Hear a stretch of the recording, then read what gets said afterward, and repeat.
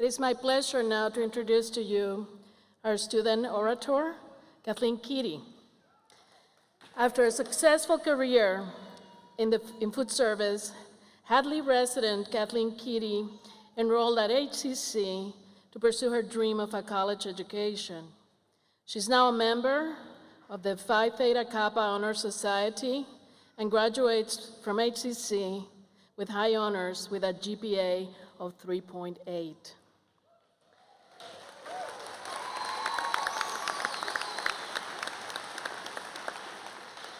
She is graduating with an associate degree in liberal arts with a focus on communication. She looks forward to pursuing a career in communications. Please welcome Kathleen Keady.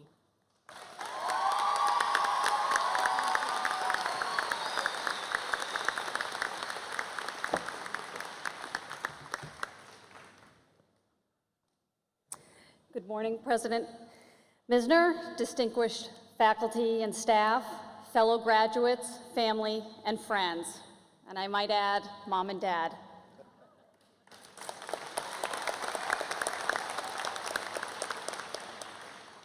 In the fall of 1984, I began my relationship with Holyoke Community College. It was a troublesome one at best. Please understand, HCC was the committed one in the relationship. I was not.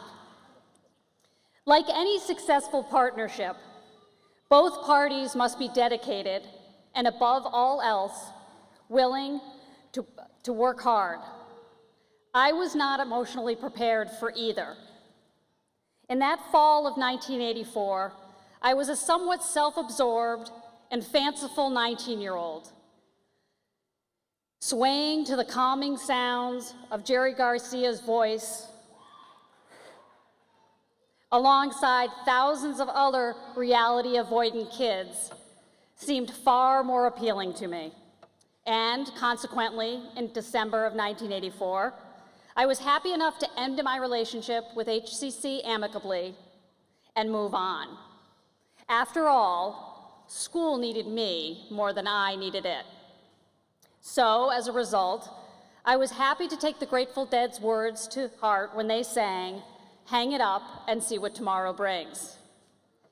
The next few years, I bounced from job to job and place to place until finally I settled in working at an area restaurant doing various tasks.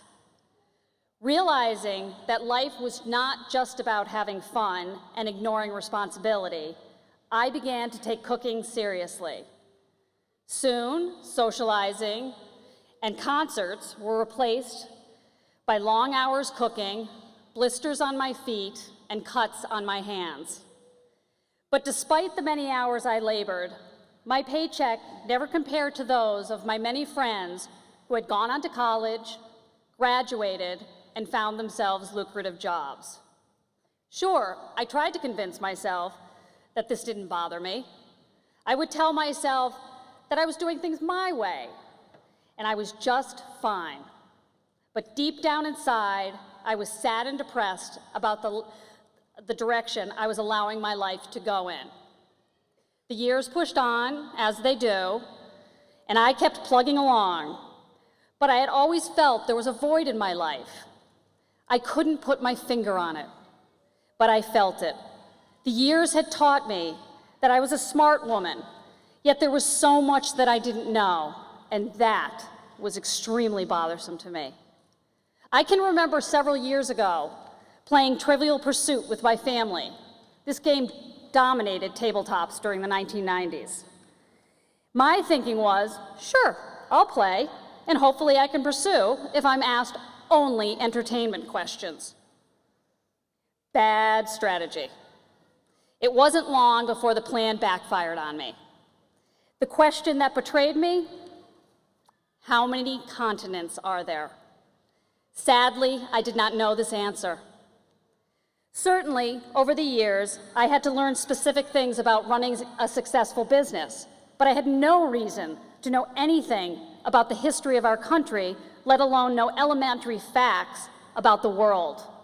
Still, I never attempted to ignite my relationship with HCC. When the thought of going to college entered my head, I would say to myself, how could I? Nobody goes back to school at my age. I'm not smart enough. I can't afford it. What if I fail? It wasn't until May of 2011 that things changed. I changed.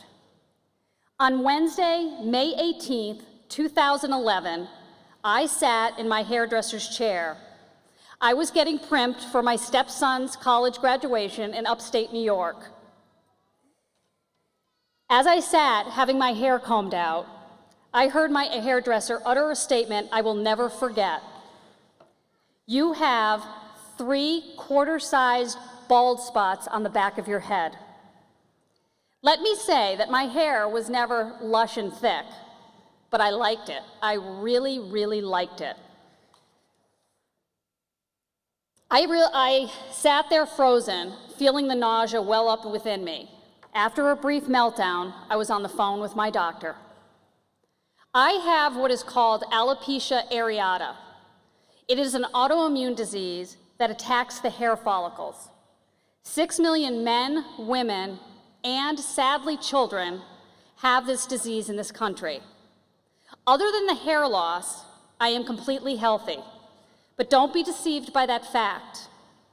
Alopecia is a life-altering disease that can be emotionally devastating. As much as alopecia has turned my life upside down, I have now come to see it as a gift.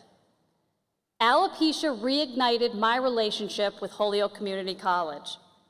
In the fall of 2012, with the love and encouragement of my spouse and the overwhelming support of my parents, I walked through the doors of the Kittredge Center. The past 3 years have been the most amazing and rewarding time in my life. I have embraced and loved the academic challenges that each and every one of my professors has put before me. Each of you invited me to succeed, and each of you challenged me to do my very best. I could talk endlessly about my time here at HCC. I would love to share stories about my experiences with various faculty members and school staff, but that would prevent me from talking about another group of individuals that impressed me beyond words. You, my fellow students, you never ceased to impress me with your kindness and determination.